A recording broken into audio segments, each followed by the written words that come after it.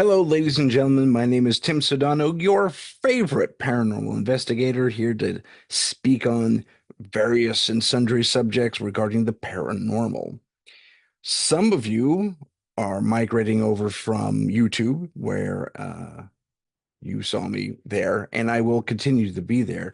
But I have a new home here at the UPRN, the United Public Radio Network, and I want to thank them for giving me a space to reach more people and discuss more interesting things and continue to grow not only the channel, but the interest in this topic or in these topics that surround everything we do here at Paranormal Insight. So, thank you once again, UPRN. That's awesome. So, for those of you who don't know me, Tim Sedano said that part. I'm the lead investigator with S.C.A.R.I, the Seekers of California for Ethereal Research and Investigation. So let me tell you a little bit about myself. I started in the paranormal game in 2011, and I had at the time my colleague, my very good friend, Henry, and Henry was instrumental in really being the scientific focus, the naysayer, the one who had an explanation for everything. And where I am also relatively rooted in the scientific method as far as explaining things, the who, what, where, when, why, could be this, could be that. I'm not, but I'm a little more the one who says, I want to believe. I just got to prove it to me. And I've seen some things in my career doing this. I wow. And so had Henry. The skeptic himself was thrown aback many, many times.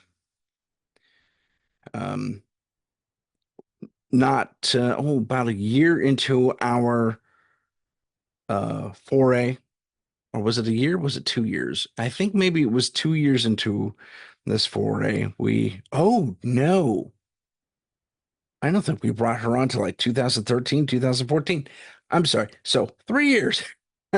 I can do math, I promise. 3 years into our foray into this field, we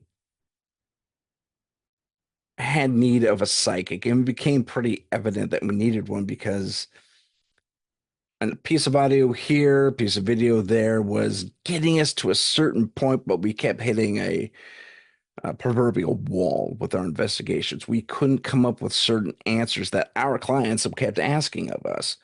And it was Henry, the skeptic himself. He said, we need a psychic. We need someone that can see beyond our perception.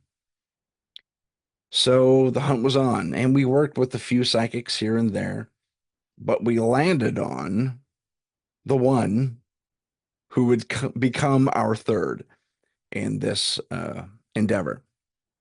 And that was JJ Rose 777. Not her actual name. We just call her JJ. But she is amazing. Certainly very psychic and has a lot of psychic talents. Um, hasn't predicted the lottery numbers for me yet, but hey, small price to pay. That's okay. I don't hold it against her at all.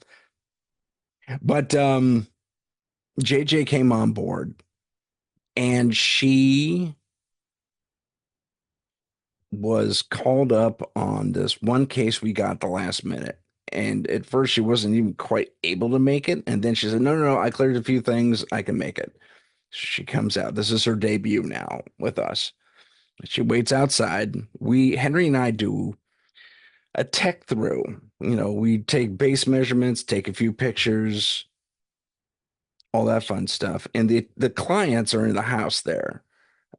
This was a college, well, a makeshift college dorm. It was an apartment complex that was taken over by a local specialty college, and I think computer technology, something to do with computer technology, animation, maybe. I'm not positive, but they dealt with the more theatrical side of computing. So there's like 6 kids living in a 3-bedroom. So they doubled up each one. Okay, Sarah. And we get there, and unlike on TV shows, I don't know if you know this, we can't kick the clients out and send them to a hotel because, again, we're not being covered by a TV show who are handling all these expenses. So, 9 times out of 10, the clients stay with us during the investigation. We ask them if they're too scared to actually delve into this stuff, they keep to their own little corner. And that's kind of what these kids did. They were scared. And they had an amazing backstory. There was Satanism involved at one point, and they got out of it. And it turns out something very dark followed one of them out here from the Midwest, which surprised the 11 daylights out of me, to say the least. I didn't know that, or at the time, I'm still new enough that I didn't realize something like that could travel with an individual. So they were having all kinds of things, and they sure were. We saw bottles rattling, the cabinets open. There was a mini earthquake on the floor, just that floor.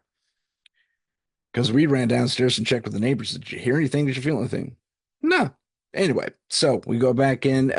After we do our tech through, JJ comes on board, comes to the thing, and she does what she has the same experience I had. There's this pressure, lack of a better term. There's a pressure at the threshold of the door, and it's like walking into uh, Jello. You know, if Jello was air, it was thick, is what I'm saying. It was just a muggy, thick, disgustingly sick, sticky environment. And outside was like 55, 60.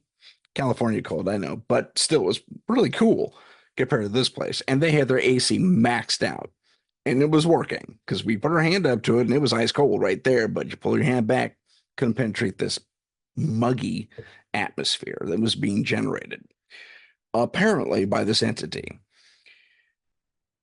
Anyway, this has turned into a tale of our first case to go with all three of us together.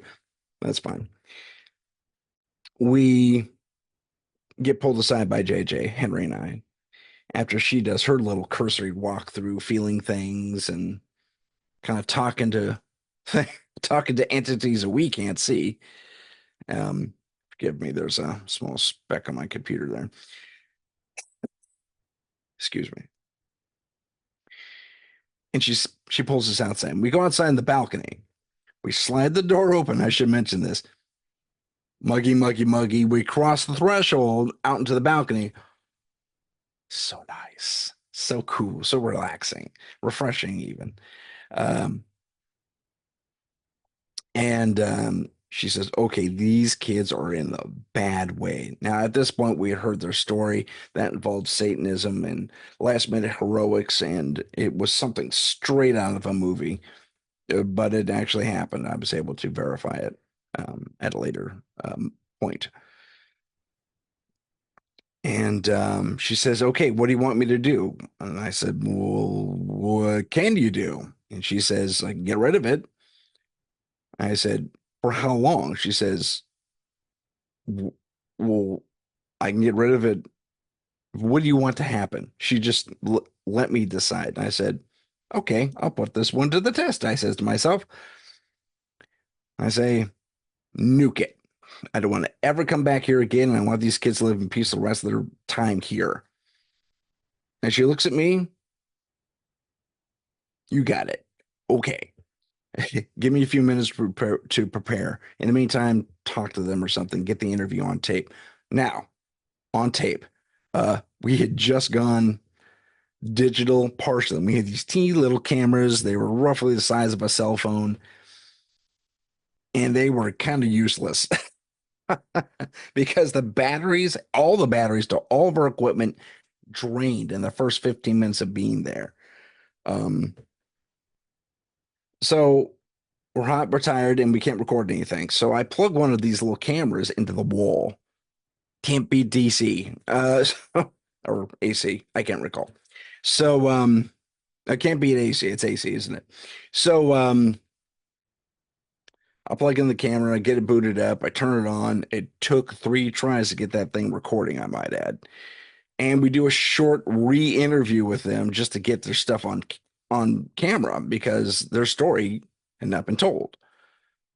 And they are telling us the story about the Satanism involvement and how they got out of it. And there's a heroic rescue by the sheriff's department, like last minute rescue. The knife is over one of our clients back in back in the Midwest somewhere, about to get ready to plunge into her heart and bring about I don't know what.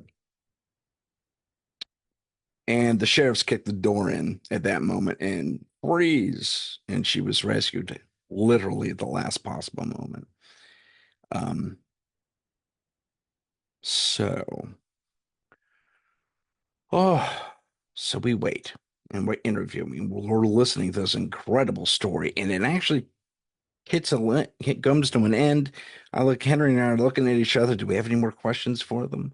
Because we have a list. It's kind of in our head at this point.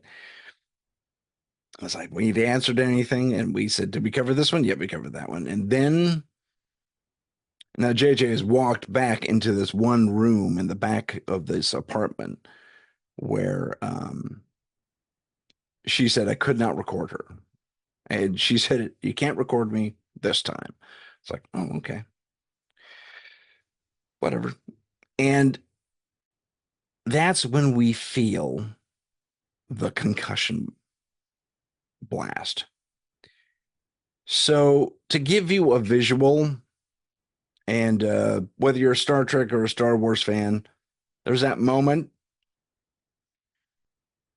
when the Death Star blows, especially in the remake, what's that called?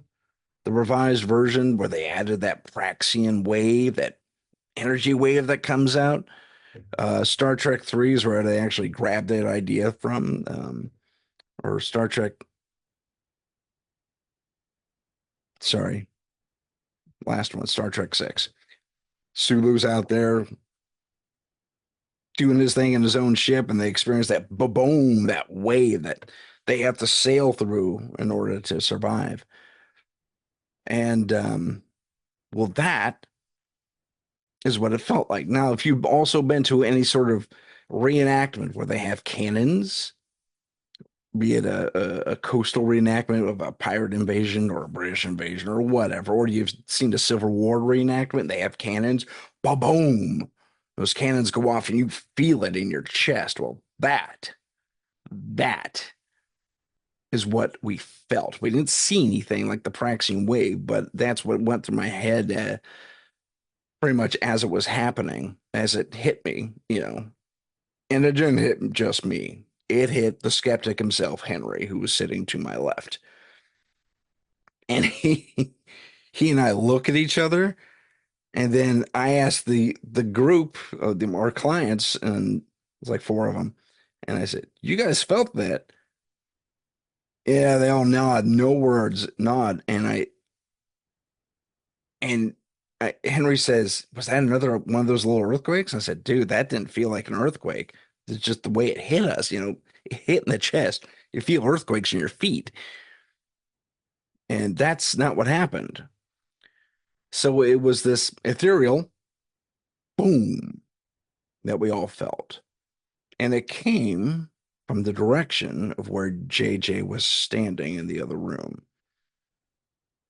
And suddenly the air, this sticky, muggy, I mean, Florida on its worst hot day, clears. And it gets cooler and cooler and cooler. The AC is finally starting to take over this thing. And it, you know, the temperature levels out finally. And it was amazing. The environment just felt so much better. That creepy sensation, that muggy, oppressive sensation was gone. Completely and totally gone. And JJ walks out a few minutes later, and it looks like, whew, you know, she'd kind of done some stuff. I mean, like maybe she was doing jumping jacks in place for like 40 minutes. I don't know. She looked a little tired, and she would admit to me later that she was very tired. But suddenly, everything felt so much better. And she comes out with every bit of confidence, says, okay, it's done. I took care of your bad guy. In fact, no one in this entire building is going to have to worry about anything paranormal for a very long time. So that I did ask for that. I can't deny that, be careful what you wish for. No, that great. That's fantastic. I mean, yay, I'm glad I wished for something huge. And she delivered. And she convinced me, and she convinced her clients, and she definitely convinced the skeptic himself, Henry. And so it was the three of us from that point forward. And the clients were few and far between. We didn't always have a case every single day. If we had, we probably would have gotten our own TV show or something. But a lot of people are afraid to come forward. I can't tell you. Even I couldn't even guess at how many times the phone has rang. I answer, paranormal investigations. How can I help you? And yeah, I'm. Oh, never mind. Click. Which tells me they're either they're calling in secret or they just changed their minds because they didn't want to be looked at as strange or weird or crazy or whatever. So, and I some of them sounded really in distress, and I did what I felt was the responsible thing. And I called them back. I said, "Hi, you hung up on me, and I'm curious to know if you're okay." And I got one client to finally, out of the dozens who did that, I got one client to finally say, "Yes, I have an issue, but you know what? If I bring you in, um, and the group at my church, the group at the school, the group I work with, my husband, my wife, whatever it is, find out I brought someone like you in who's going to feed into what'll be likely looked at as paranoia or craziness or whatever else." And they just couldn't face it. So they said, "Thanks for your concern. I'll survive." I mean, if I could reach through the phone and give them a reassuring pat on the shoulder or a hug or something, I'd do it. But we're not there yet, technologically. More's the pity. I mean, some people need reassurance that they won't be laughed at. And there's the other side of that as well. Or I should say, related to that, there's those that do call me with a little more confidence who still say, "You're going to think I'm absolutely crazy." And I always tell them, "No, I won't. I'm not here to pass judgment on your sanity. I'm here to listen to what you have to tell me and help you if I can." And that's exactly what we're here for as paranormal investigators. Our job is to help people where the police, the fire department, the whoever else can't or won't. Anyway, the the trio was together. And well, like I said, we had a few cases, few and far between, but we made a difference in people's lives. The few that we touched, we all continued our to study different things, watch these different ghost hunting shows where, you know, you can tell they kind of leaned into the CG a little bit, or they made some really oddly obvious amateur mistakes to generate a plot device to where you go, "Oh, here's the plot. Oh, that wasn't this, that was this," that type of thing. And it happens more often than, oh, I like to admit, and after a while, I just stopped watching them. They were aggravating more than entertaining. So it was about 2018, and we'd hit a lull, and we all commented on it. There was suddenly zero calls. Even our colleagues in the field at different organizations throughout where we live. I mean, and I live in California. It's kind of a long state. It's not exactly a small state. So I knew different teams throughout the state from Sacramento to San Diego. If you know anything about the state of California, that's a bit of a distance. And they were all reporting the same thing. No calls, no calls, no calls. And it was strange. And Henry and I had been oh involved, toying around, not toying. We had been involved with a friend of ours who was a filmmaker, and I too am a filmmaker. Henry and I made a few small things together. Nothing huge, nothing you would have seen. More concept ideas than actual films. But we were helping our friend out on his film, and then I set to saying, you know what, we should tackle a couple of my ideas and really seriously lay them down on film. And he was all for that. And in 2019, I got back to work as a filmmaker. Again, everything's dead. For 2 years, it was radio silence, at least on the West Coast. There was a bubbling in the Midwest or the North Midwest, like right along the Canadian border. It was bizarre. But I'm in California. I'm doing this absolutely for free, and I couldn't really afford to go jumping out across the country just to hunt some ghosts. So, and there were others who were capable and in the area who could handle themselves and the situation.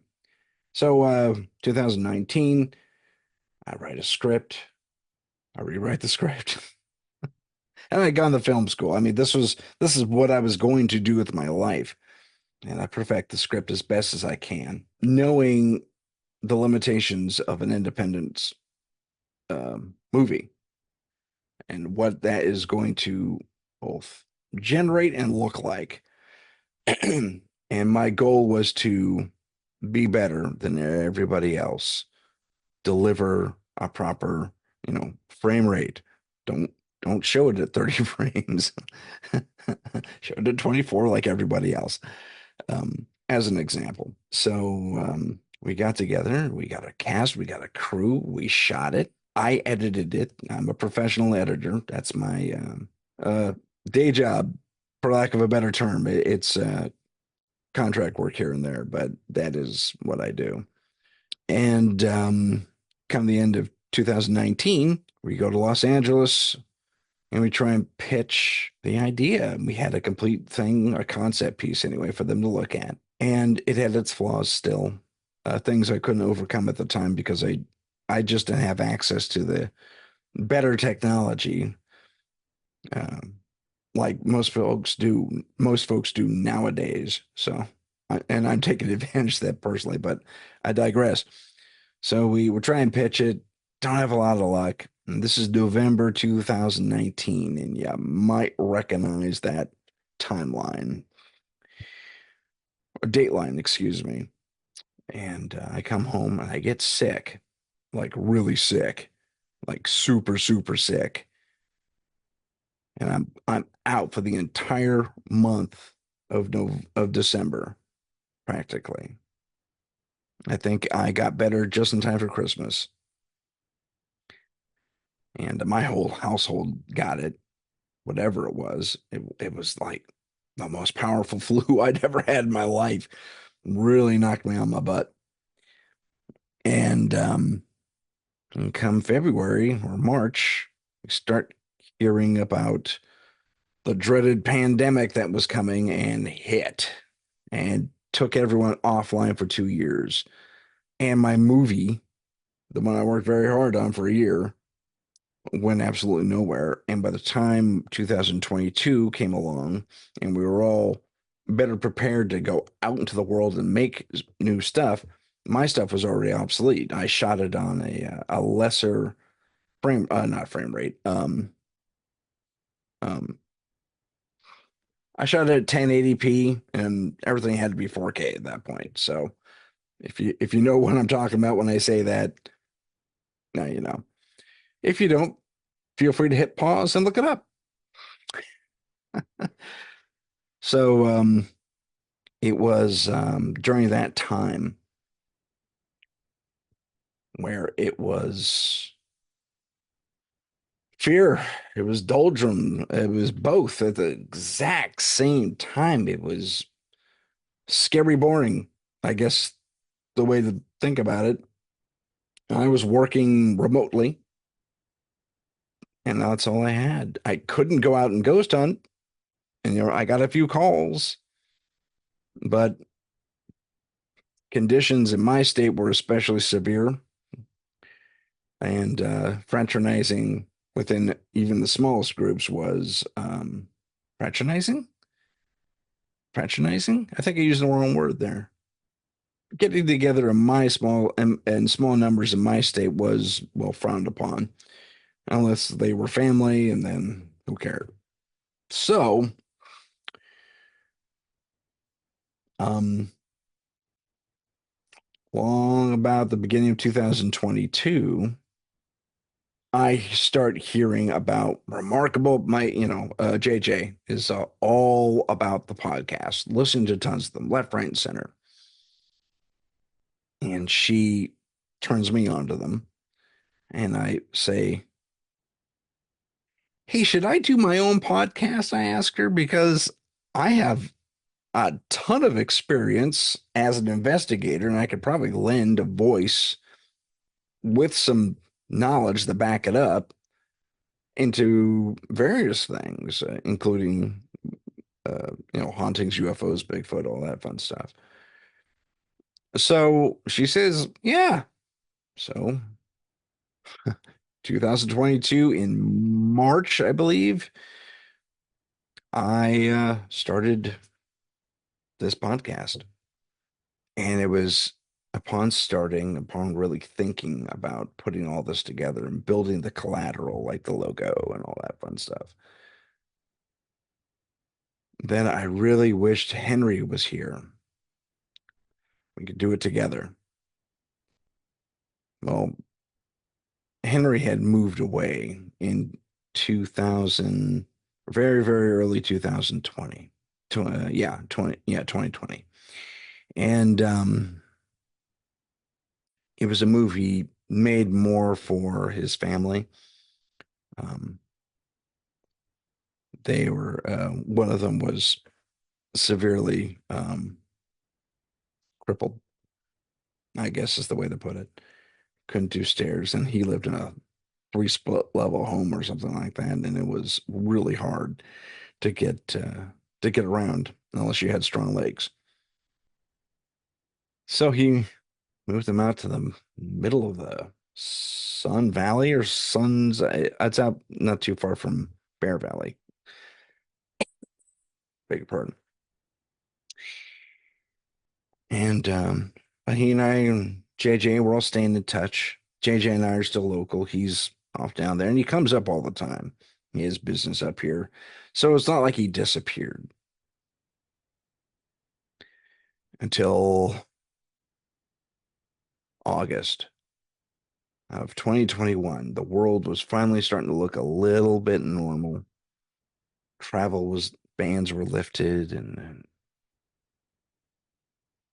Henry was a financial guy. He was flying all over the world advising this, that, and the other thing again. And I realized I hadn't heard from him in about a month and a half. Very rare. And when I finally do hear from someone about him, um, he'd been taken to the hospital and he had been put into an induced coma.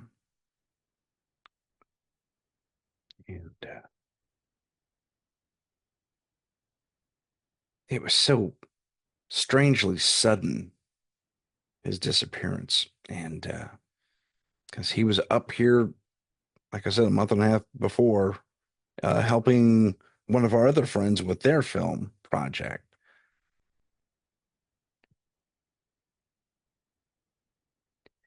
And he had a limp. Oh, I hurt my foot. It's just lingering. No, it's on the foot, so it's going to take a while to heal. It's like, all right, that wasn't the case. Uh, Henry had, excuse me, Henry had stepped on a nail on his property down south. Ignored it, thought it was a nail, big deal. I think he got a tetanus shot for it, and he thought it was all good. What the doctors failed to notice until it was too late was that Henry was an undiagnosed diabetic. And the infection started in his foot, ran unabated up his leg and into his torso.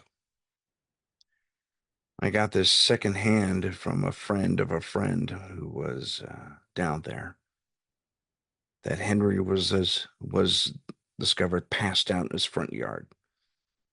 The infection was so bad it had stopped his breathing and his heart. I took him to the hospital. They resuscitated him once on the ambulance. Um, they didn't, they were in triage mode at that point, so they didn't know what was going on. And once they got him stripped down at the hospital, cut his clothes off him, they saw the marks, the red marks of the skin, the infection on his foot, his leg, and it was gangrenous. And he slipped into a coma during that point after being resuscitated. Um, they do an emergency amputation of the foot, hoping to stem the tide to one degree or another and attack the rest of it with excuse me, antibiotics. And he was so weak, he lost the battle once again. His heart stopped, his breathing stopped. They brought him back. They brought him back. They did bring him back, but he came back a little less. They realized the infection was far too progressive in one leg that was already infected, and they removed it and did. There's a name for it, but they scraped out a lot of the dead tissue, necrotic tissue, out of his abdomen and torso as well. And the man was in very rough shape, but he was alive. He was a fighter, always was a fighter, always. And I finally got to speak to him. He was conscious. And the man was a marvel, in my opinion. Scientist, absolutely. Um, More in the computer type of thing. Very good with computers, but also a financial guy. Had a marvelous mind for mathematics. And preferred facts over guessing. Made him a great skeptic for the team. And knew, spoke fluently 7 different languages. Yeah, true Renaissance man, really. Linguist, financier, and creative. And I spoke to him in the hospital still. I noticed a slight slur in his speech. It was kind of like this, and this is an example. I'm not trying to be funny. This is how he spoke. And it was obvious something horrible had happened to him at that point. Excuse me. He got out of the hospital not too much longer after that. I had the chance to speak with him again, and he sounded exactly like his old self. It seemed like he was on the on the mend. Henry was hit again with another horrible, life-altering setback. The death of his mother. She was infirmed. She needed constant care, and Henry did that for her. But for the last, I believe it was 3 months that he was in recovery in the hospital, strangers had to help her. And our friend of a friend was there on occasion. When he got home, there was love and there was celebration. Welcome home. We'll recover. And the following day, his mom passed. 90-something-year-old grief-stricken woman probably couldn't take it anymore, and the elation probably overwhelmed her. That's a guess. She passed quite peacefully, as I understand it, and Henry was certainly depressed after that point. No one could really travel down to him. There were, it wasn't because of travel restrictions. It was just, everyone was financially strapped. It was horrible, and we couldn't help our friend up here. So it was remote communications for a while, up until I believe it was December 29th, 2021. I spoke to him over text. We were supposed to speak, and I was running a little behind. I texted if we could still talk, as it was kind of late. And he wrote back, he says, "I'm feeling kind of tired. Let's do it tomorrow." And that was the last communication from my friend. He had succumbed to everything. Is again, it's a guess, but it's likely what happened. The final report, if I remember correctly, said he suffered complete systemic collapse.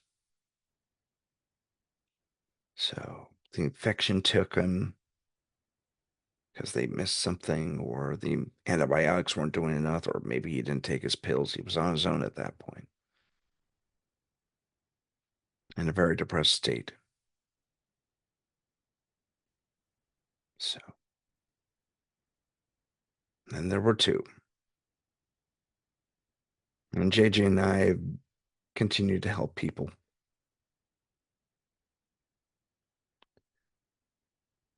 We miss our friend every time we do it, though. Every time we put on our scary shirts. And I have a scary hat too. Um, in fact, it's his hat. We accidentally swapped him last time we were up here. He was up here on a case. So I have his hat, and it's a little big on me. He had a large head. And I'm very happy I have it. It doesn't fit me that well, but that's okay. Uh, so JJ and I to this day continue to help people, but we do it this way. Lending our experience, expertise, uh, to those who might need it out there where you are right now. We still get cases and we still take them on. They're few and far between, but there are still things to explore. We were recently part of a UFO flap and we investigated that on the show, on our respective shows, actually. She was the experiencer slash witness who video recorded this strange thing in the sky that was seen over half the country. And it turns out it had been seen the world over the course of the month preceding and proceeding, right? That particular event that she witnessed. And that was her latest foray into the field of investigation.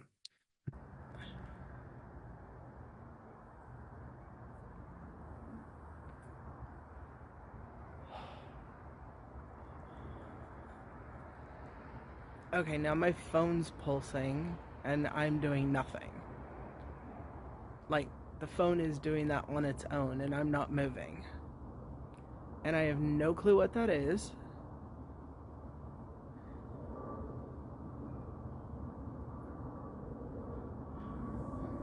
And see, there's an actual plane. You can hear the noise.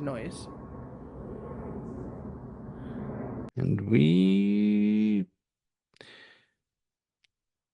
pretty much locked on to the fact that that was truly a UFO that she witnessed. Definitely didn't behave like anything we're aware of. Um, Hearken to the footage from the F-18s off the coasts of California and Florida. The UFOs captured there, they weren't that small. This thing was gigantic and it was casting strange light play very high up, and it wasn't a satellite. Um, but here we are. On a happier note, I might add. Um, Still researching, still investigating, still here to help. And that's what this show really is all about.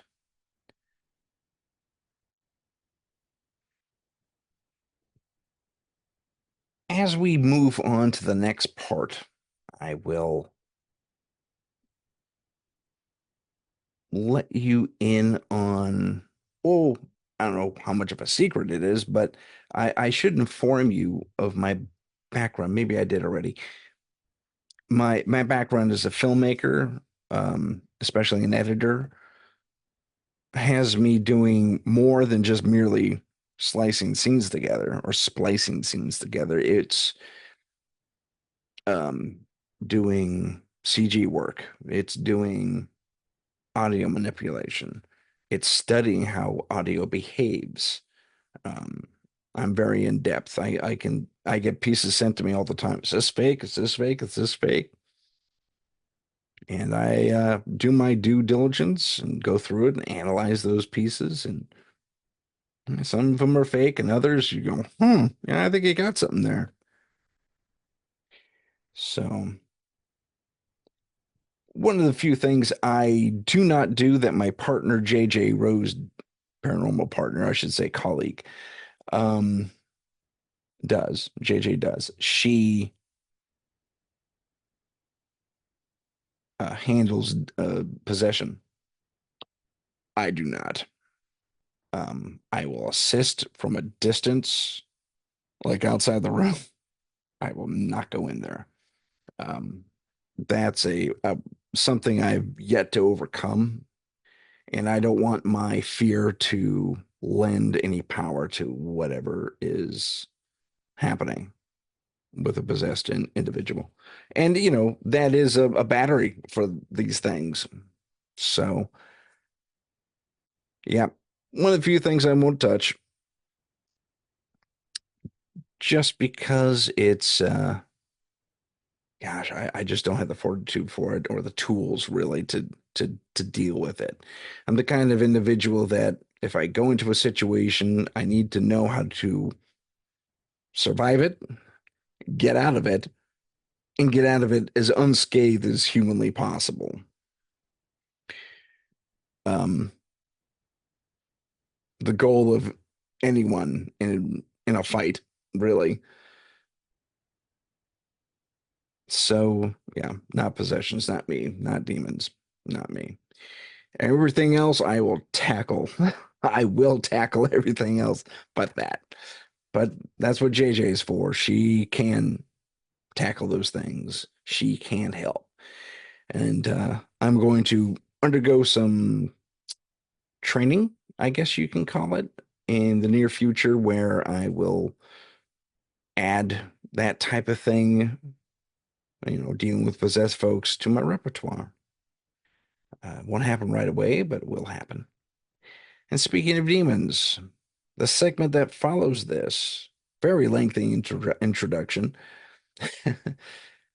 deals with another culture's would-be demons. And I say would-be because they have many connotations, many interpretations. And you will find that while what me and my guests discuss is relatively straightforward, we come to a point where, oh, that sounds like this from this other culture, or oh, that was told to me by someone else from a radically different perspective. And we come to an interesting conclusion. Well, rough conclusion. We don't actually say this is what's happening, but I mean, it's a matter of speaking on experiences and speaking on knowledge of a given folklore, tradition, myth, what have you, from an informed perspective from that specific region, as my next guest is, and having someone like myself who is a trained investigator, human investigator. I should probably mention that I started out my life in the working world as a private investigator, and I trained with detectives who were taking their continuing education courses to maintain their degrees in criminology. And so I worked alongside homicide detectives, narcotics detectives, and all kinds of real police officers while I did PI work. But it was very intriguing because you do find yourself in those situations where you're in the middle of a police case and you didn't even know it because they're doing a sting and some things are related. But I digress. So I will thank you for enduring and listening to me and watching, and hopefully you're at least somewhat entertained. But about, what I had to say and speak about. And I will leave you in the capable hands of a somewhat pudgier, younger, like a year or two younger self. This is from an interview that was done in, yeah, last year, 2023, with a good friend of mine, also in the film business, but he's also an archaeologist in training. And he just completed his master's, I believe, as of this recording right here. When we had this interview, he was just starting his training, but it was definitely part of his background. So let's go check in with younger me and younger pudgier me and a good friend, Sammer. And we're going to talk about the Djinn and other interesting entities from different cultures. We'll see you soon. Thank you. Hello, ladies and gentlemen, and welcome. On tonight's show, we have famed filmmaker Sammer Abu AlRagheb. I probably mispronounced his name, but I hope you'll forgive me. Tonight we're going to talk about Islamic and Arabic monsters and folklore. And without further ado, Sammer, welcome to the show. Hey, Tim, thank you for having me. So let's talk about our first beast. What do you have on order for us? Well, let's see. The most popular one is Djinn, The and Djinn. the Djinn, Okay. exactly. Yeah. Uh, And what do you got for me? so basically, the Djinn is a creature that is made out of smokeless fire. And according to Mustafa Ashur, who was a scholar on demonology, Arabic demonology, claimed in the book, also the Quran, it's mentioned where jinn was created before humans. Interesting. What was Yeah. their purpose? So it's if you remember Solomon's story with his castle. So in Islamic folklore or Islamic history, actually, I should say, but Solomon had a ring, and that ring had the energy and power to control these creatures called jinn. And he used it to build his temple, basically. Oh, okay. In Hebrew texts, if I'm not mistaken, they call them demons. I believe we're talking about the same entity, if Same not. entities. That's Yeah, fascinating. yeah. Okay. Now, the Quran also mentions that these creatures, these entities, jinn, have they live in their own dimension. We can't see them; they can see us, and they do live lifestyles like humans. Like there's good jinn, there's evil jinn. They have courts. Hmm. I heard from a dear friend who was really into this study. He's like, if a jinn possesses a human for evil deeds, and is caught by the court, he is judged as we are judged today, which is kind of fascinating. That is fascinating. That's pretty Yeah. complex for a bunch of spirits.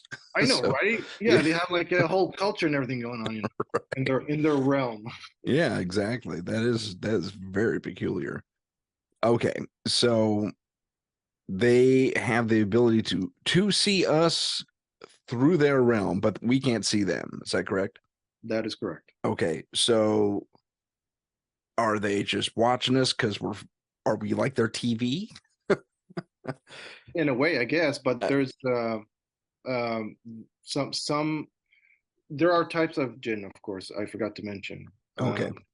There's, I think, three types. The two I know more than the third because I forgot what the third one is name is. But the first you have the jinn, the second you have the ifrit, and the third you have the shaitan. So no, they're all under jinn. Okay, so it's ifrit and shaitan.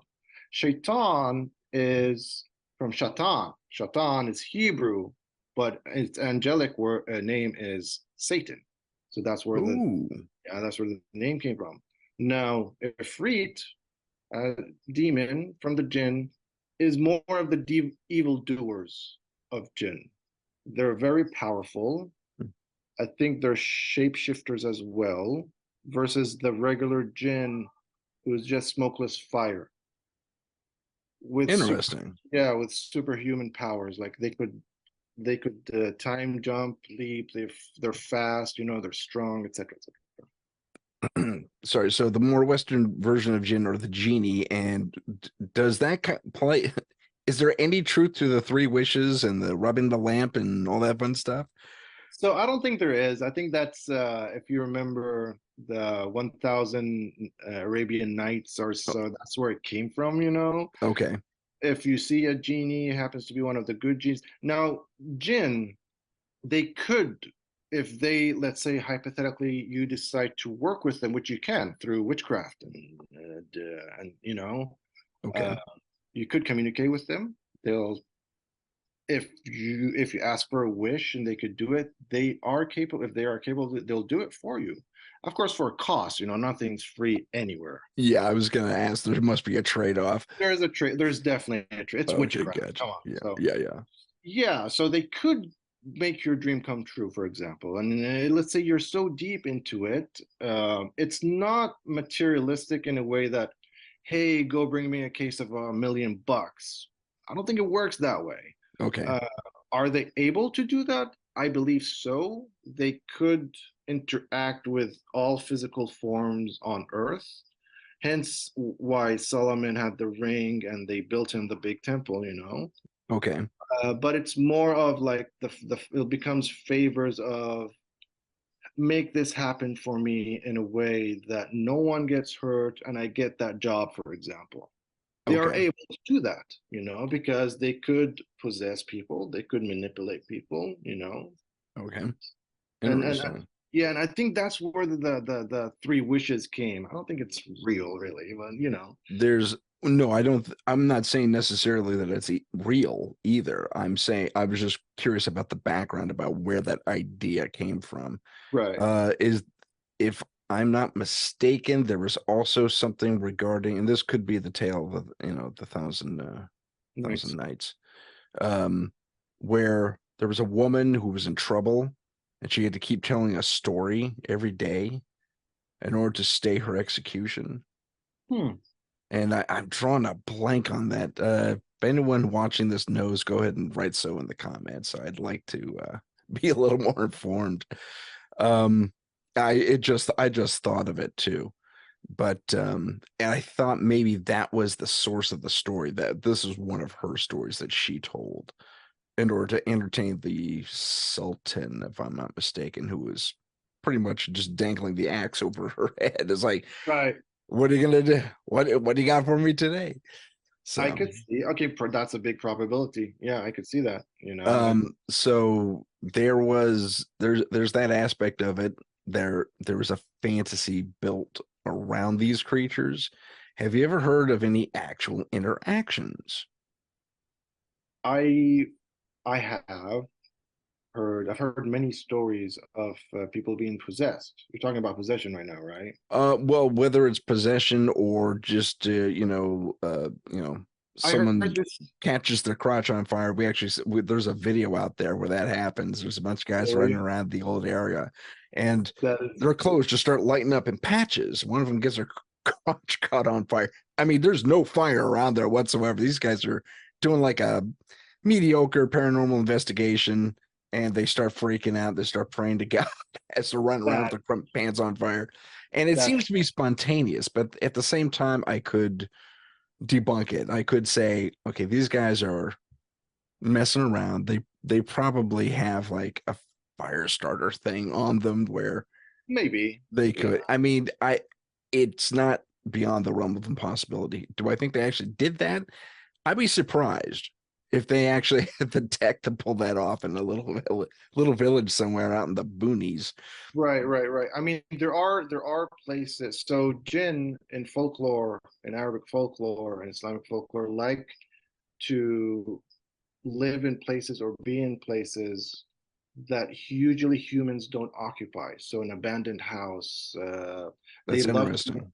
they love the forests, by the way, Oh, because they leap in between trees, from tree to tree. oh, interesting. I That's know. very crazy. Well, you Uh, mentioned abandoned places, and that's where this video I have in my head takes place. If I have an opportunity to play it, I'll do so right now. Awesome. What I'm trying to say is if you try to play with demon like jinn forces, it's not like they're gonna light your pants on fire. No, they will hurt you, you know. Mhm. They will hurt you physically too, because they are capable. We can't. We only could hurt them with enchantments and recitals, you know. Oh, They're interesting. yeah, So because there's no physical way to fight back. the only way you could fight a jinn physically if they possess a person. Like you remember the Exorcist when she Oh, was sure. possessed by Bell, I forgot the name of the demon. Anyhow, Yeah, I know what you're talking if about. if you attack the girl, for example, punch her in the face, she doesn't get hurt. The jinn does, or the demon does gets hurt. Oh, interesting. Yeah. But I mean, Okay. she'll still get a bruise, she'll still get a concussion after all this is done, you know, Right. but the demon, you know.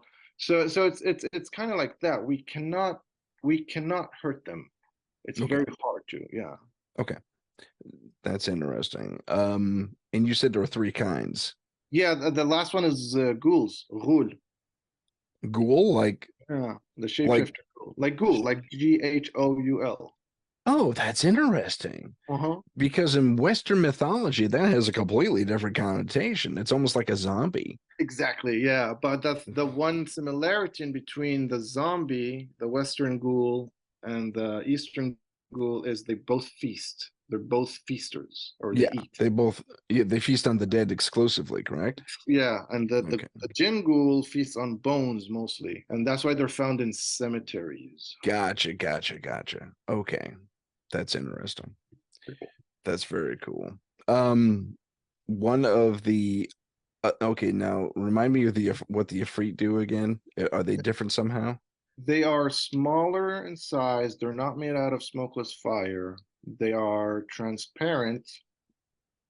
Um, when Predator was in the So they jungle, can cloak themselves, in other words. exactly. But I think that's how their physical form is, and how it relates to our dimension. Because remember, I see. you guys are in other dimensions. Gotcha. Ifrit, Ifrits are the most cruel of the jinns and the most powerful. Hmm. Supposedly, You yeah, said they're little. Do they have a description? I've seen pictures. They're maximum 4 feet tall. That's They're really interesting. yeah, they're little creatures. But do they have hair or pointed ears or It's hard to say. It's really given that they're shapeshifters too. I think them of like great aliens. Like the Greys. oh, you think that's what they look like? I mean, have Yeah, there ever been any artistic renditions from back in the day? there is a couple of renditions of how Ifrits look. I mean, if you do Google it, there's a whole wiki on it. There's Okay. books on it, etc., etc. But the oldest rendition I could remember is they look like they're green in color, little, skinny, with like vampire teeth. You know, Hmm. yeah, their ears are kind of pointy. Are they big or small or Small, Ifrits are small, but they're no, I meant their ears. Are they oh, the bigger than ears kinda like bigger than elves oh, okay. or elf ears. Okay. You But know, they're bigger than that. Okay. yeah. You know what? You almost described a Hopkinsville goblin. Oh, no way. Almost, yeah. Those are supposedly these alien, and I tend to believe the story. There are these alien creatures that Blue Book actually investigated this case, where these creatures, and they pretty much what you described, short little green guys with big ears, assaulted this family out in Whoa. the sticks of Kentucky. Or I think it's Kentucky. Could be Tennessee. I might have to, I gotta check that. Look in the description for the proper state. Um, but they assaulted this, they were out in this cabin. There's a family gathering, and this is back in the 30s, 40s, maybe the Mhm, 50s. mhm. And they had a pump well out in the yard. So one person goes out to get some water and see this craft come down and land off in the field. And they, he goes inside and he gets his gun and he runs right back outside and no one knows what else is going on. No one, and then the whole family's there. There's like two or three generations in this little cabin for a night of fun, whatever. Mhm. And suddenly he starts letting off shots, boom, and everyone grabs their rifles, goes out.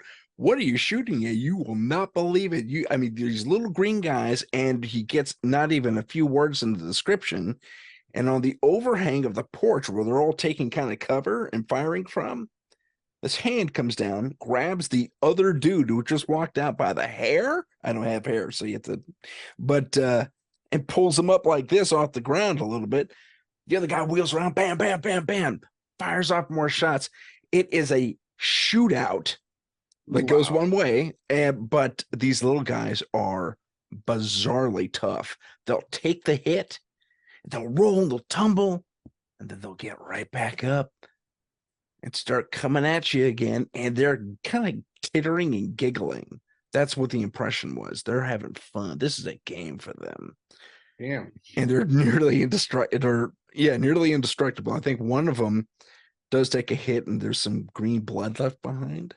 Really? Yeah, So it's on not a red. tree or something like that. So their blood is not red. Yeah. Or it was viscera. It could have been. I really don't know if their blood was red or not. But But that I, is fine. yeah, that was a fascinating story. I'll have to uh, send you That a link about that. I would love to check it out. So, but you the way you describe the creatures The reminds me same, a lot of yeah, them. same people. And there's been a kind of a, to borrow a term from physics, an M theory about all these different creatures, that they are not isolated to one culture. They're Mhm. everywhere across the globe. And there's, just like the Bigfoot or the Sasquatch.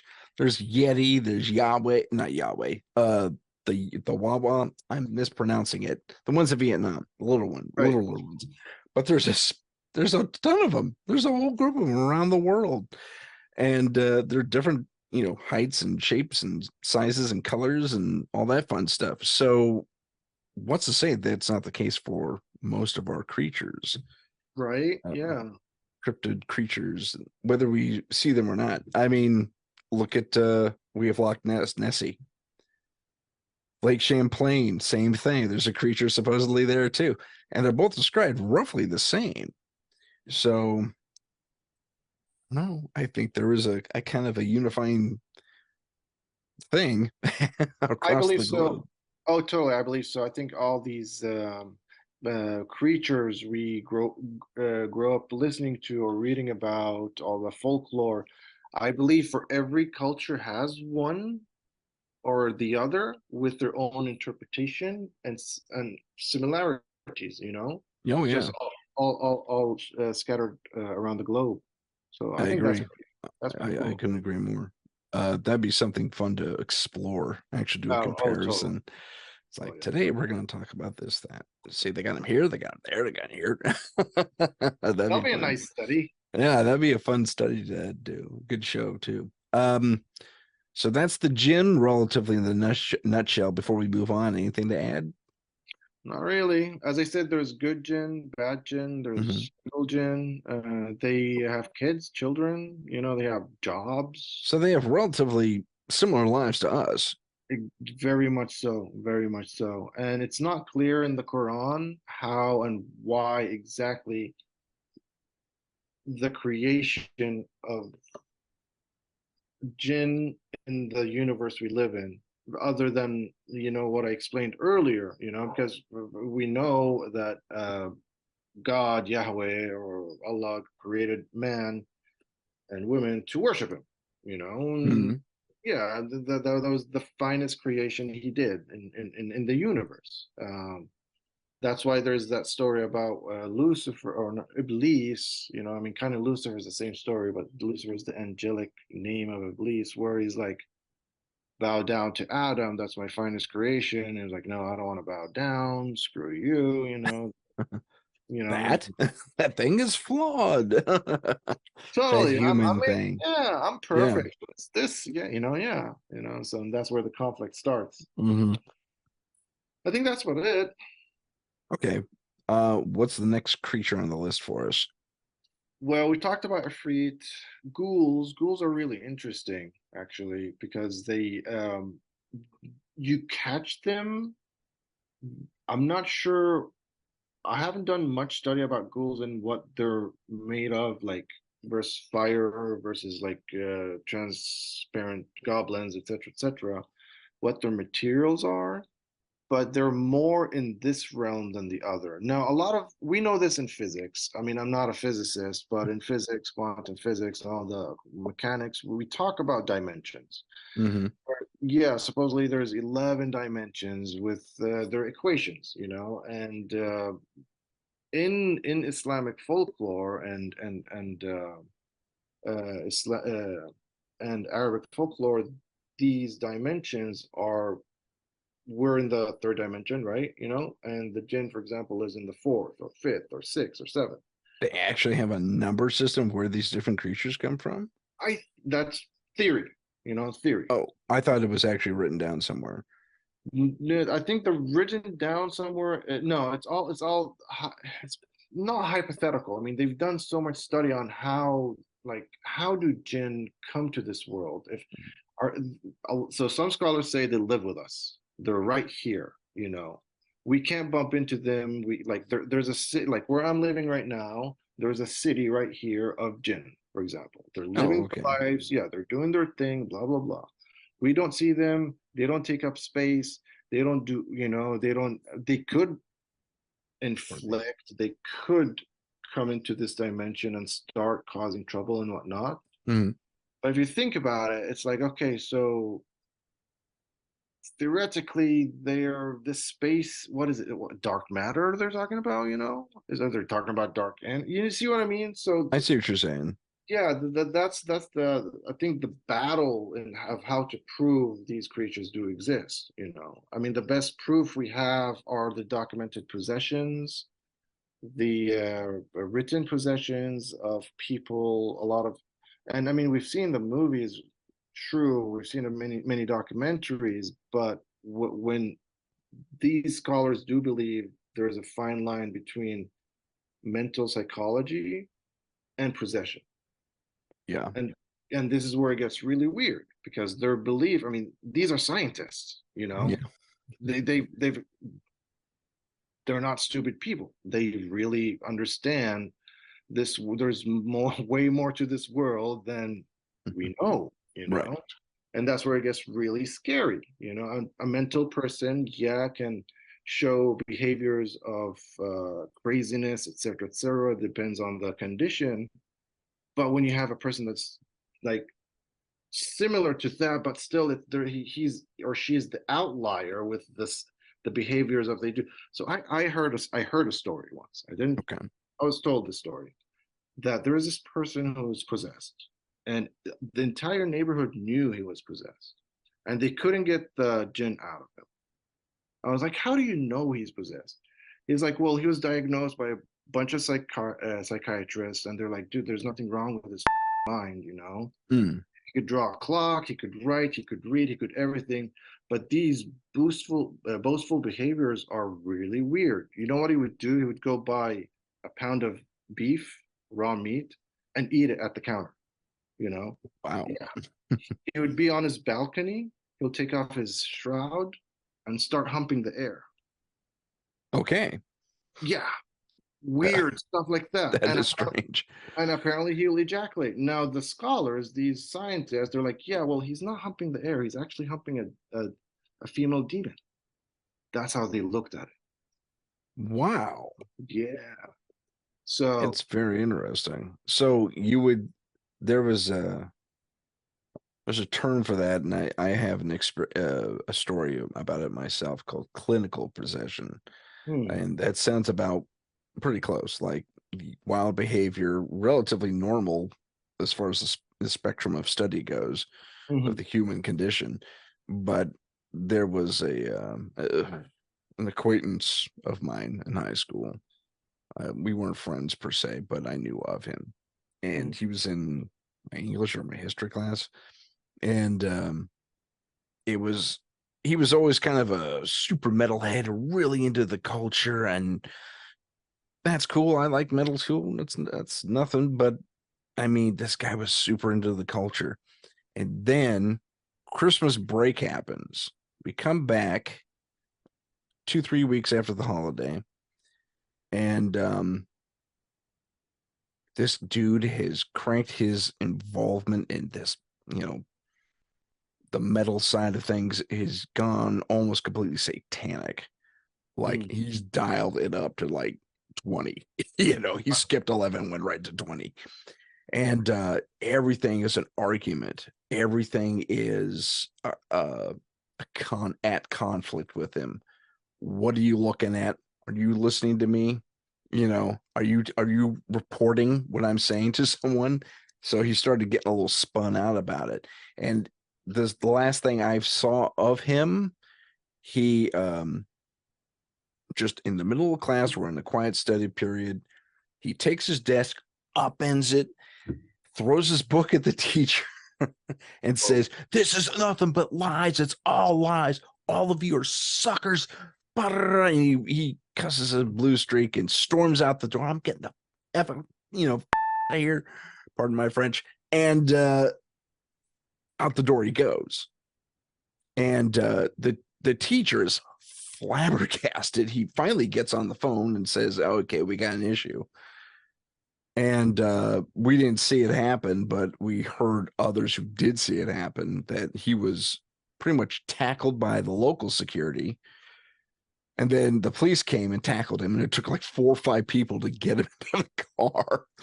He Wow. was evaluated, and about 2 weeks later, he was clinically diagnosed as being possessed, which was, I'd never heard of that before. Apparently, it's not that common, but it does happen. Huh. Wow. Yeah. So there is a diagnosis in psychology of possession. Mm-hmm. That is interesting. That Yeah. is very interesting. Yes, that's mainly how jinns can hurt us without witchcraft, Mm-hmm. Like, you remember the Ouija board? You mess with the wrong demon, you open a portal, and like all hell comes. Right. Jinn is like that. You Okay. want to call upon them and want shit from them, they might come and possess you and ruin your life. Right. You know what I mean? Gotcha. Yeah, I got a history of Ouija boards too, and I don't like them. No, they're actually very weird. Yeah, they're strange, and their histories are just anyway. So we got the 3 or 4 types of Djinn. What else do you have on the menu?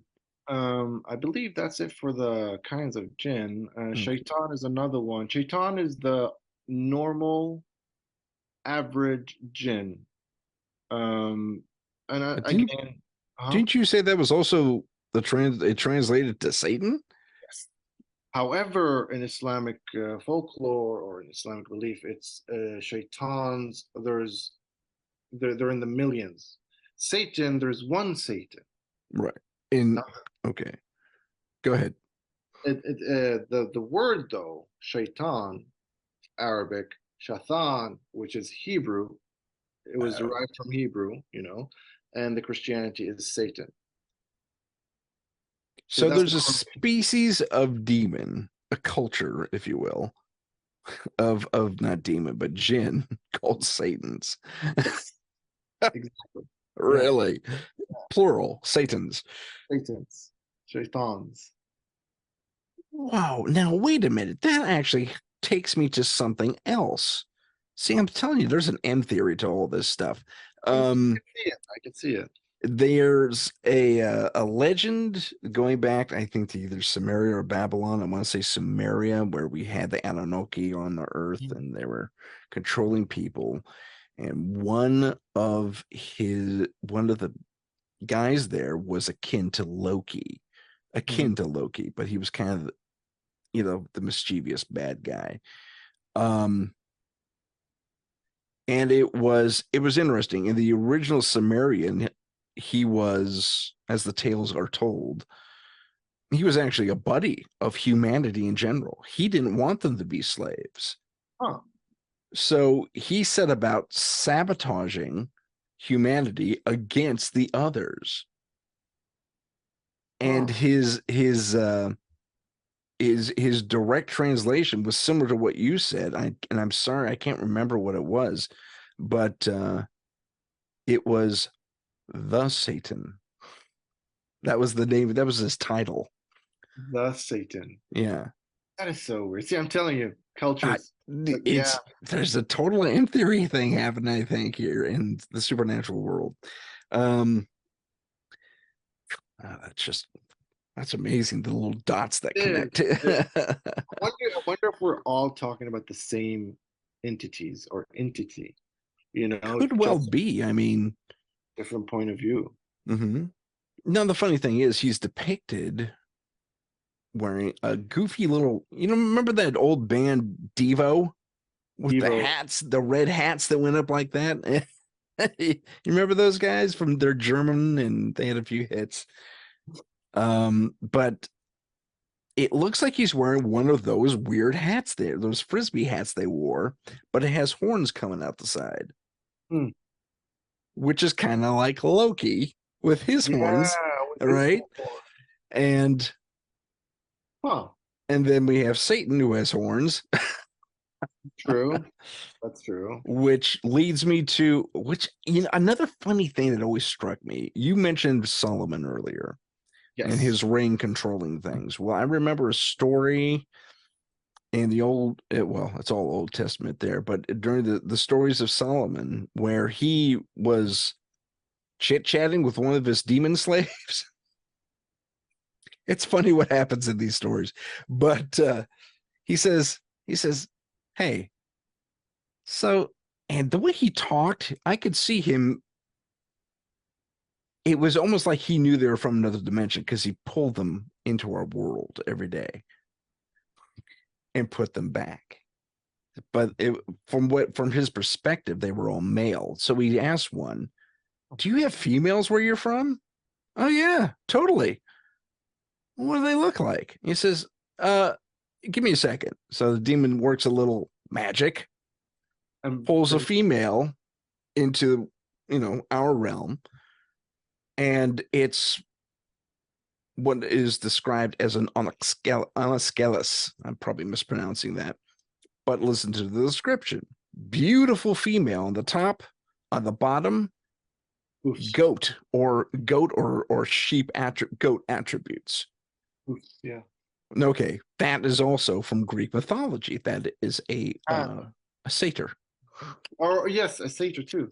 Very good. Very. Isn't that weird? Mm-hmm. Yeah. That's a satyr. So, what was happening back then?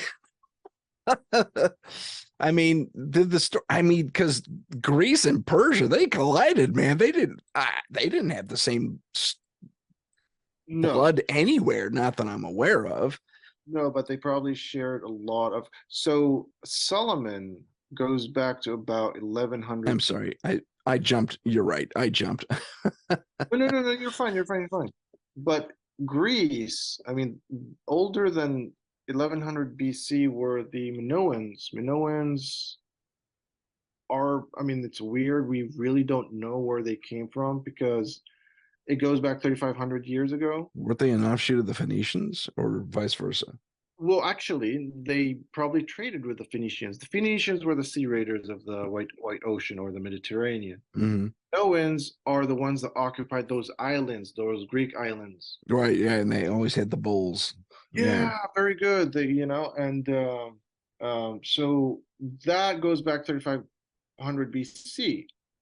At that time, Sullivan was not even there. But these creatures like Pan or the Satyr and Hoofs, and because I've heard stories about people in Saudi Arabia, they human, but when they lift their shroud, it's hoofs. It's like goat feet. Oh, I've heard of that. Yeah, there's a weird name for it too. I I forget.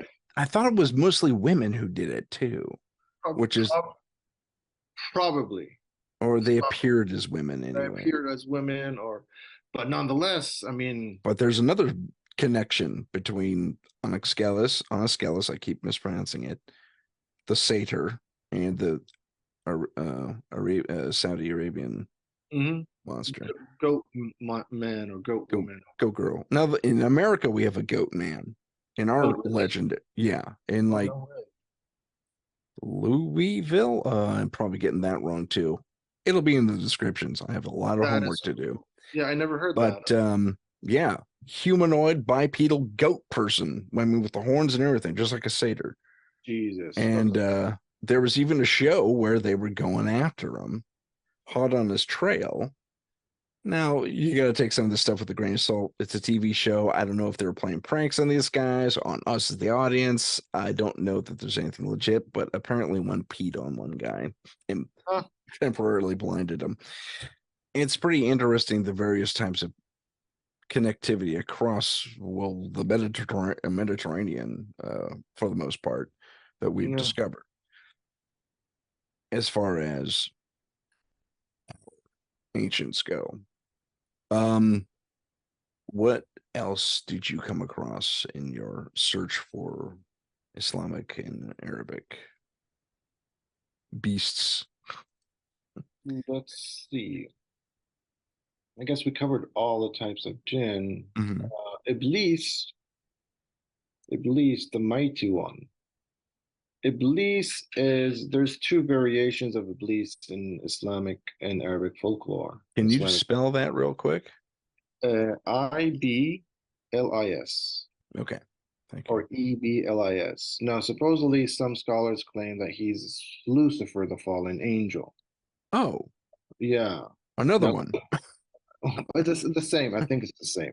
Okay, Remember, different cultures, right. same story, different cultures, interpretations. Gotcha. Now Lucifer, we know the name came from it's Roman Lucifer. Lux means light, you know? Yeah. Bringer of light. Yeah. Exactly, the bringer of light. And that's why we named the morning star or the evening star, which is actually Venus, not a star, Yeah. after Lucifer. Now, what's interesting about that, the Arabic, the other side of scholars where they argue that no, Iblis is not a fallen angel because angels obey God or Yahweh. They don't disobey Yahweh. Iblis was the Okay. one who didn't bow to Adam and thus cast him onto earth. So Iblis was originally a jinn, a shaitan, among the angels up there. Oh, Yeah, wow. that's How did he pull that off? well, That's I mean, if you think about it, it is true. It's like this is what baffles scholars about religious scholars about Lucifer. Imagine creating an AI, right? okay. An algorithm that's perfect. And you ask it to do something and it tells you, hey, screw, I'm busy. I don't want to do it. You're like, huh, did it Yeah. evolve? What happened? Why is it disobeying? You ask it again, hey, I need your work. He's like, no, I don't want to work with you anymore. Screw, it's like if you remember Ultron, Oh, sure. Yeah. Marvel, it's like that's it. This AI is its own entity and it does not want to cooperate.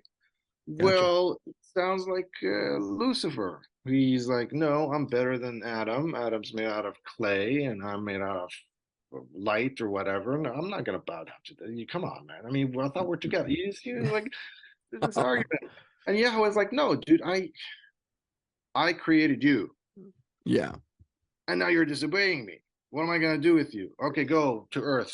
Screw you. Done. Down to Earth. So there's a correlation there.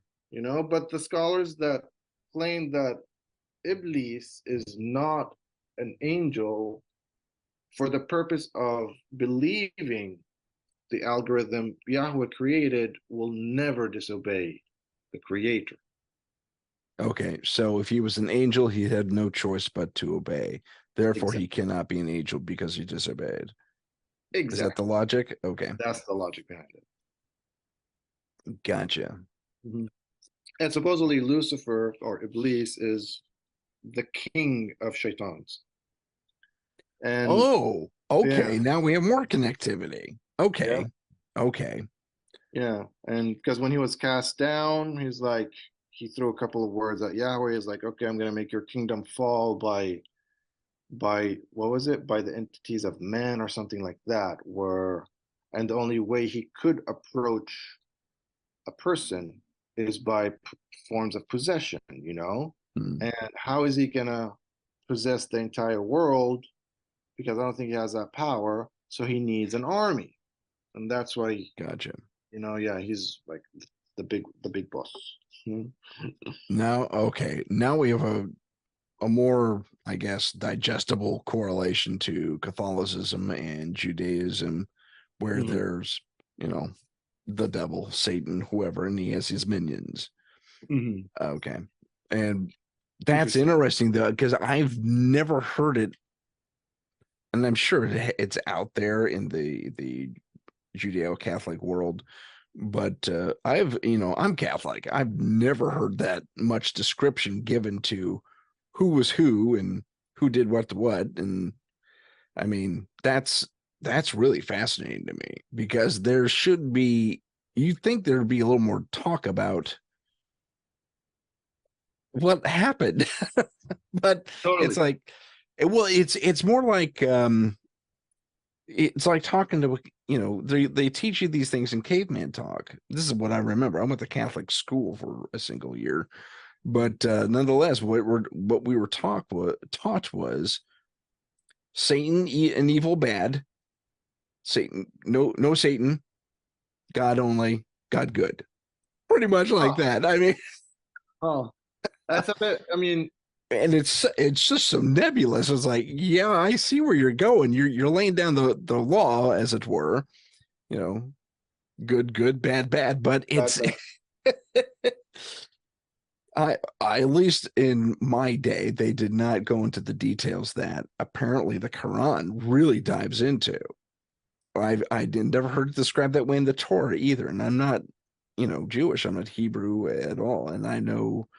Oh, my former partner in S.C.A.R.I, Henry, mhm. he was Jewish, and he told me a lot of great stuff, but he also had the same complaint. He says there's probably something in there in the Torah, but there are certain scrolls of the Torah that are just for the rabbi. No, So no. if it's anywhere, it's just there. And I I have believe a, if. yeah, I Sorry, was going to go. say the Catholics probably have something similar. It's only for the cardinals, the Pope, or something like that. I was just about to say if we have access to the Vatican Library, we might answer that question. Right. You know, Well, I've always wanted to take a trip there. absolutely. But they're not going to let us in, unless we're like writing a dissertation on religion or like popes and whatever. Yeah, sure. I mean, why not? Dissertations on the balance between good and evil. I Or like that. I like that in religion. In the yeah, sky. say we're doing religious studies. We'll take a class. We'll make it legit.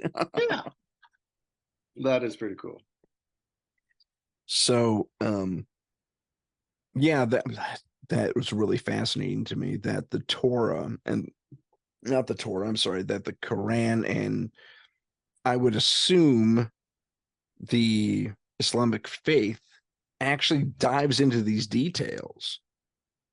And There's a because big there's a it's a huge it's a big thing, and the scholars take it seriously. There's schools for this. There's lectures on really, demonology. Well, yeah, I mean, if you want to understand the the Quran, this is what's cool about that book. mhm, To this day, it's 15, 16, 1700 years old. right.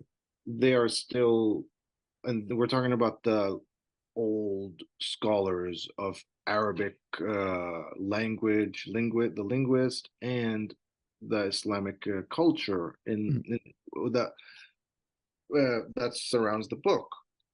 There are still passages, ayat, that is hard to translate literally and to understand because a lot of people say the Quran is Arabic, is written in the Arabic language.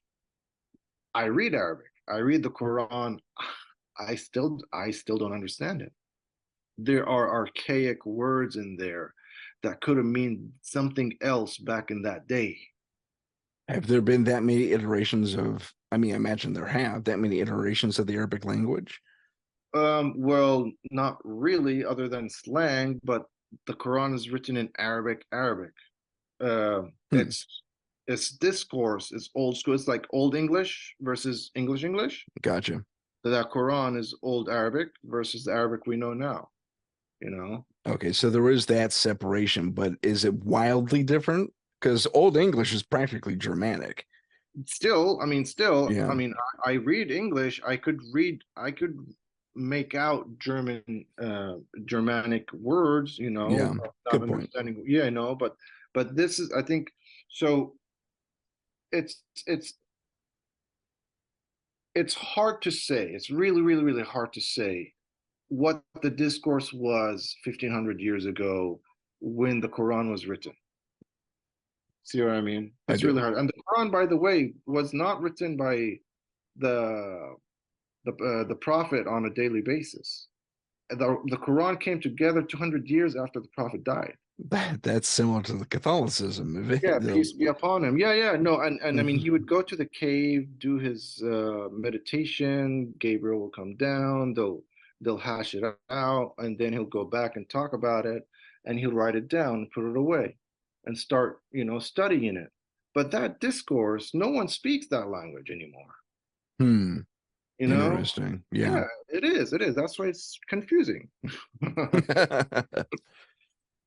Well, apparently, in order to read one of the original, either the Torah or the Bible, you have to be able to speak Aramaic and read Aramaic. Yes, you're right. And guess what? Arabic is from Aramaic.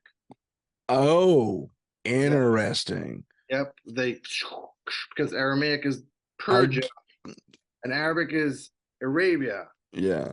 Oh man. So another point of connectivity. That is so interesting. But you're Yeah. right. You're right. The old Bible was in Aramaic. You're not Yeah. wrong. And that's what Um, Jesus that's what Jesus spoke, I believe, back then.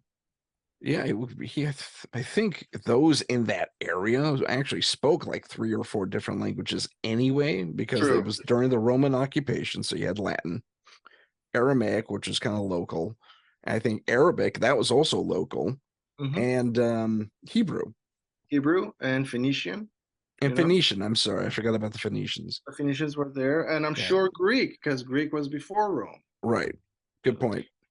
I Interesting. don't think Greek was as extended. I mean, when Rome occupied Greece, if I remember correctly, they forced them to speak Latin more. That's true. That's true. But they call it the Greco-Roman age. Greco-Roman, right? Yeah, because Rome, we know everything Rome has, they took it from the They Greeks. took it from Greece and said, "That's a great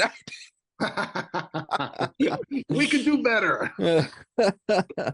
See our bigger empire is. Anyway, I wish my granddad would hear. You could tell us all about it.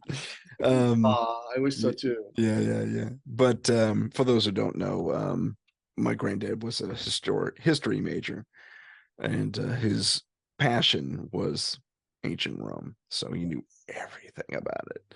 Nice. But I digress. The uh, was so it's amazing all these points of connectivity we're making. It is. So we have we have a deeper understanding of the whole Satan thing and his minions, and the fact that they could be that they're living a parallel life to ours in an Yeah. alternate dimension, And then, yep. Yep. as far as the writings go. But there's and there's they have courts and lives and kids and the whole thing. That's just amazing to me. That the Quran's and the Quran actually spells this out. Is that correct? It's yeah, with the passages, yeah.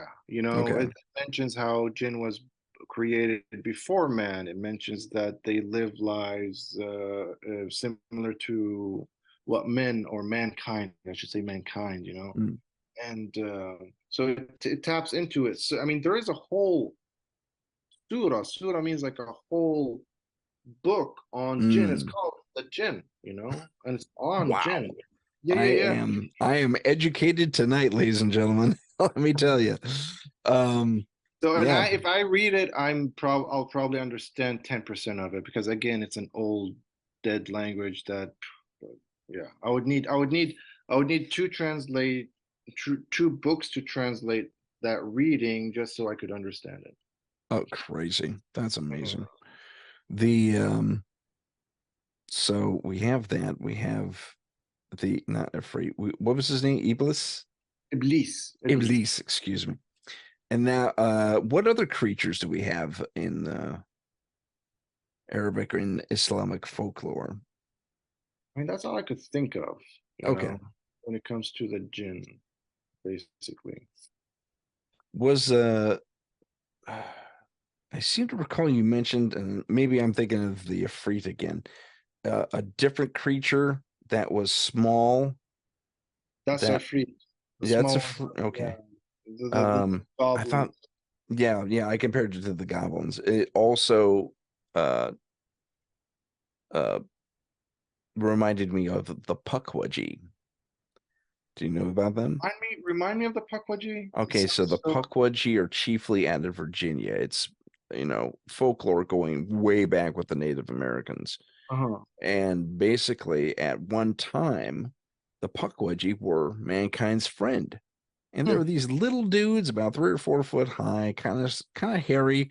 They had big pointed ears, Oh. and they help defend the humans against these giants that would come around, possibly Bigfoot, um, that would come around and kind of disrupt their lives, steal their crops, all that fun stuff. But the Pukwudgie would go after these dudes en masse. I mean, and they're pretty good warriors with the spear and the bow and arrow, and the slings. They'd use slings too, and they would help repel these things. Well, and these magical little guys did something similar. They existed in a pocket, like an offshoot dimension, which is interesting. It sounds like the same people, or It just does, doesn't it? And yeah. one time, I don't know who started it. There was an antagonizer among the Native Americans, and it just kept making fun of one or more of the Pukwudgie. I have the blue. They just started picking on them. And the Pukwudgie said, "Yeah, you know what? Haha, you're screwed." And they began sabotaging the tents, their clothing, everything. The clothing would just fall off, the tents would fall apart. Um, their tools will fall apart. They couldn't keep up their crops or any of that stuff. Their crops would go bad. Their animals would go lame all of a sudden. And when the giants attacked, it was like, oh, oh well, run for the hills. That's all you can do. So they ticked off these little guys, these Pukwudgie, and they left the Native Americans left that area alone. Said, don't go there. There's a bad stuff. And to this day, and I mean this day, they are still reported as being there. Oh, that's cool. It's cool, kind of creepy. I want It's to go. yeah, creepy that they're still here. I Yeah, mean, I'd still like to check it out. yeah. Road trip to Virginia. I, I'm totally game. Let's do it. Um, but yeah, that was just another point of potential connection I wanted to make. I think we are talking about the same creature, It sounds like it, doesn't it? different cultures and so this is what's cool about this. When let's just stick with the Islamic and Sure. Arabic folklore. I believe when they talk about like, yeah, these creatures live in a different dimension and they're transparent, they mean the entire universe, not just specific to the Arabian Peninsula, for example. Oh, well, that kind of makes sense. That kind of goes with the direction we're talking about Exactly, yeah. today too. So if you, yeah, open your mind about how, okay, these creatures can be here, or they can be in South America, they could be Mm. in China, they could be there. Or we're talking about the same creature. Oh, you just reminded me of something else. There's Oh, also an Ifrit-ish kind of creature in Japan, hell, all of Southeast Asia, and China, and maybe even the Philippines. wow. Little creatures come and go, a little disruptive, that type of thing. That's so funny. It's pretty And weird. impressive. So, oh, wow. Wow, that's really giving me something to think about. That's amazing. I'd have to deep dive on this, I think, one of these days. I'm going down a rabbit hole this week, kids. That's all there is Nice. to it. But anything else to add? Any other creatures to throw into the mix? Not that I can think of. Okay. And India has a great, they have great mythology, because their gods are in the millions. Yeah, Wow. I yeah, mean, I know, right? he There's a god for keep that. everything.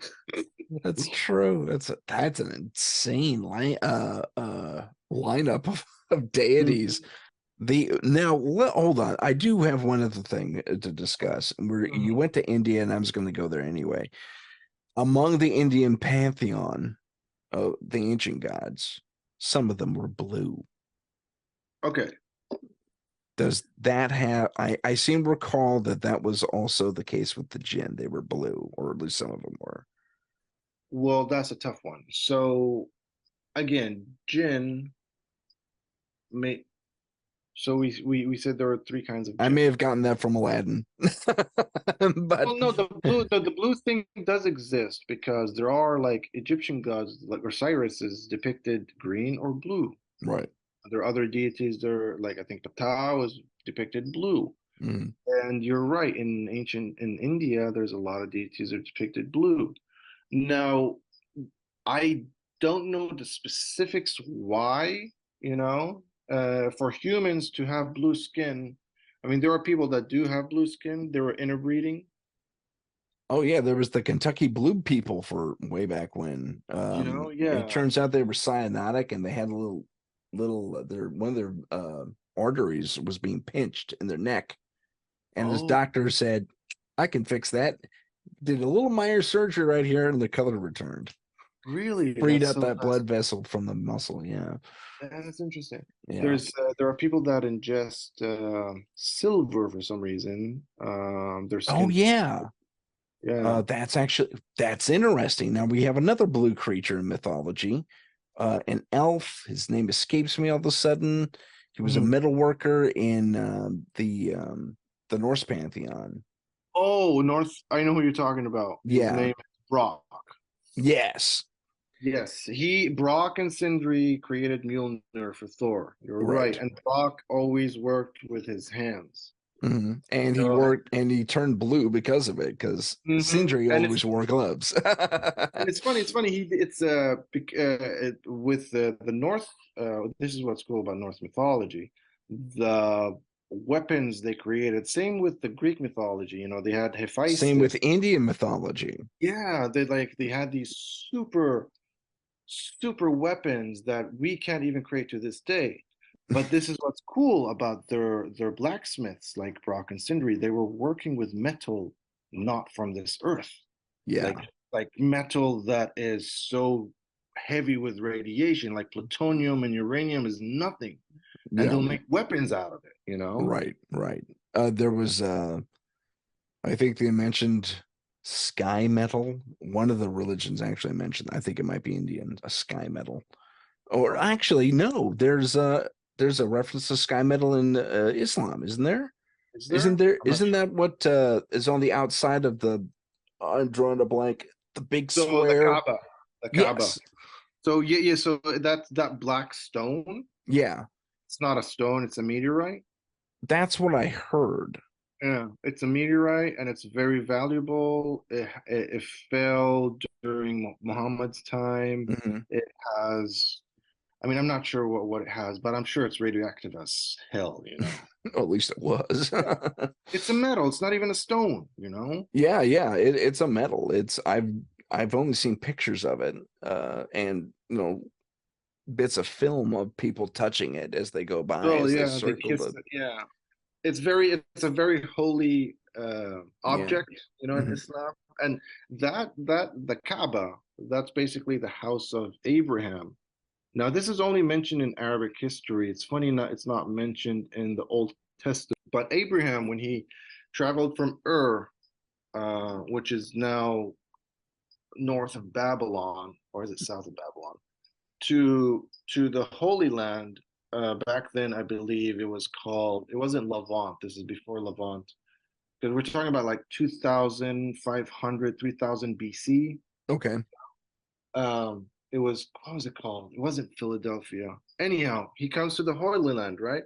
And then he goes down to Arabia. In the Holy Land, he had two kids, you know. When they both diverted, one went back to Judea, which was in Babylon.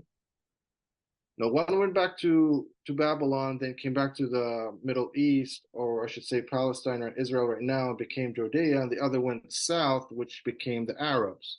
And Hmm. that's the connection between Arabs and Jews. They're cousins, you know? Huh. I Yeah, didn't know that. I am yeah. educated tonight. No, I no, love no. I it. mean, technically, the Jews and Arabs are first cousins, but we go back for 3,000 years Thousands, ago, right? thousands of years. Yeah. Yeah. Now, Abraham came to see his son, the one who went south, which is where the Kaaba is, and this is in Arabia. And that Mm. was part of the Silk Road, so trade was big over there. Money, Oh, okay. comes down. He's like, and when he came down, the angels came and helped him, and that's when he lifted the four pillars, which is what's holding the Kaaba right Oh, now. And that's when it became a holy place. is that the story? Oh That's the story. Yeah, man, that's that is. great. I thought you said it was his house. I thought maybe they had a ruin in there and I or think it used to. something. It's a one room. It's big actually. It's really huge, but it's a one room, and that's where they used to hold the statues of the deities before for the travelers that are migrating through the Silk Road to pay their homage, their pilgrimage, and they leave. You know, when Oh, Muhammad, wow. yeah, when Muhammad came an adult, it's funny. Muhammad's story, peace be upon him, is like Caesar's story. He was part of the big family. His dad died. They chose the wrong side. After his dad died, they shunned the Prophet Muhammad. His uncle took care of him, right? Now, what his family was doing Quraysh, they were ripping off the pilgrimage. They were like, "Yeah, come pray to these deities made out of dried dates, and we'll tax you that." And Muhammad's like, "Since when do we tax them to pray for?" And that's when the feud started between them. Oh, That's just a little history about the Prophet Muhammad. yeah. Statues made of dates. That's impressive. I know, right? You think that would go bad after a while? I Well, mean, it's the desert. They're dried. They oh, okay, I get you. I made statues out of them. That's. I'm I mean, impressed by that. I'm This, impressed yeah. too. But hey, dude, I mean, come on, we could do better than that. Why are we taxing everyone so high to make fucking dates? Get some wood. Get like sculpture. Like do something Go get real. some marble from Greece. Yeah, they have the money. Get marble. But and that's what started the feud. And then after that, the angels came. Gabriel came to Muhammad in the cave, and rest is history. It Gotcha. turned out he was a sage, part of the message, like Jesus. So, well, there's a lot of similarity between what you just said and the story of Jesus, who said, you know, something about let giving, we should allow for. Well, Oh, food. you're making people pay to pray, I think Yeah, is what it was. they're supposed to pray. Right. Not Hmm. I should if I could, like imagine me going. I know passing around the hat makes perfect Right. sense. That's fine. I get it. That's okay. Yeah. But That's voluntary. imagine paying a fee to go pray at the And I church. think that's what it was too. He railed against that. It's like you're making me pay to go into a house of God. I mean, what's going Exactly. on? So Yeah. yeah. So that's just amazing. What a great topic. I want to thank you very much, Sam. Is there anything else you want to add? Anything pop in your head? I don't think so. I think we covered a bunch. We did. We covered a whole lot. It started out with monsters and And then we started talking Islam, religion. and we ended up into a religious discussion. I love it. I Me love it. too, and me too. More of that fun stuff. Well, Samber, I want to thank you so much for being on the show and giving us so much insight. No pun intended. The is I want to give Sammer a little shout out here. He has a film coming up. I'm helping him out with it. It's called A Calling. You want to tell us a little bit about that, Sammer? Yes, a calling is, thank you for mentioning that. Sure. A calling is a short period drama about social injustices, gender identity, and gender biases in colonial America during the early 1700s. And it talks about the lead Anne Bonny's backstory and how she became a pirate and why she became a pirate. It's basically the correlation of how society shuns a person for being who they are, Right. and all you can do is just fight on and decide what you want to be. But we know Anne Bonny as the fierce pirate, queen of pirates, actually, at one point in Nassau, and that's the story I would like to show. You know, And I want you all to be on the lookout. I want you to remember that name, A Calling. I'll have a so, description and a link to Sammer's website on that film. I want you to look out for it. And if you can give, please do give. It's gonna it's a fantastic project. We already shot a little promo for it. That I believe that's on the website as well. you're correct. It is, Okay, and there's the Blackbeard and Co.'s channel on YouTube. It only has uh, the trailer, but yeah, it's on the website as well. excellent, excellent. So I'll have put a link to that in the description as well. Awesome. Lots of stuff in the, in the descriptions tonight. That's okay. I love informing people. I want to thank you once again, Sammer. Thank you so much, man. Great information tonight. Good You're, discussions. you're very welcome. Thank you for having me. Not at all. Ladies and gentlemen, my name is Tim Sedano, and this has been Paranormal Insight.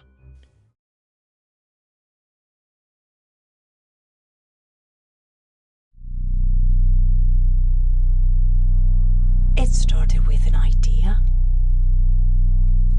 An idea to be free from it all. The colony. The plantations. The injustices.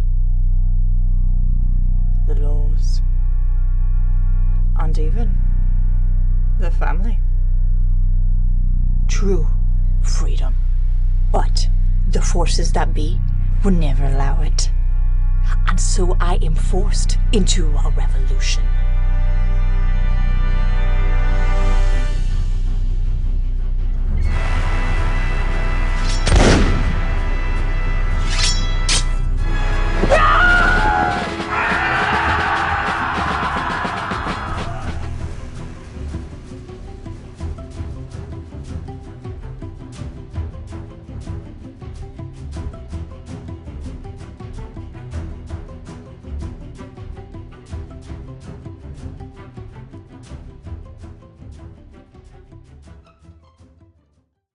If you have a paranormal experience that you would like to discuss on the show, please email us at paranormal.insight.podcast@gmail.com.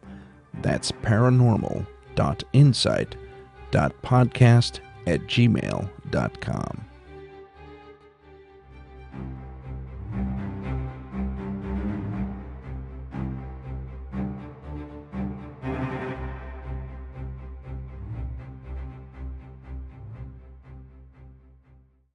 The Seekers of California for Ethereal Research and Investigation. We investigate hauntings, cryptids, UFOs, and offer cleansing and clearing. Don't get scared, call S.C.A.R.I. Serving the greater San Jose area and beyond. Call us at 408-320-8467. That's 408-320-8467. S.C.A.R.I. Paranormal Investigations.